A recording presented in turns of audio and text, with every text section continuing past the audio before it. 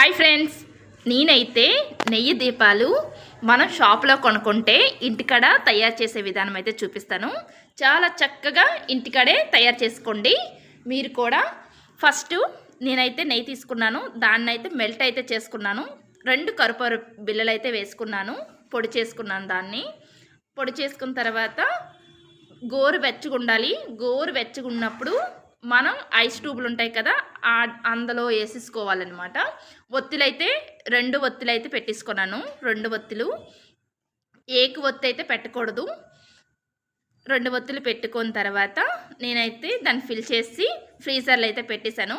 2 అవర్స్లో గట్టిగా అయితే అయిపోయిందనమాట. గట్టిగా అయిపోయిన తర్వాత చూడండి, మనం రెడీమైన నెయ్యి దీపాలు రెడీ అయిపోయేవి. చాలా చాలా చాలా బాగుంటవి. నెక్స్ట్ ఈ నెలంతా కార్తీక నెలే కదా, పెట్టుకోనికి కూడా చాలా ఈజీగా ఉంటుంది. ఎక్కడికైనా మనం గుడికి ఎక్కడికైనా వెళ్ళాలన్నా కూడా ఈ డబ్బాతో తీసుకుని వెళ్ళిపోయి అక్కడ పెట్టుకోవచ్చు. చాలా చక్కగా ఉన్నాయి. మీరు కూడా ట్రై చేసేయండి. ఎలాగొచ్చావో నాకు కింద కామెంట్ సెక్షన్లో కామెంట్ అయితే చేయండి.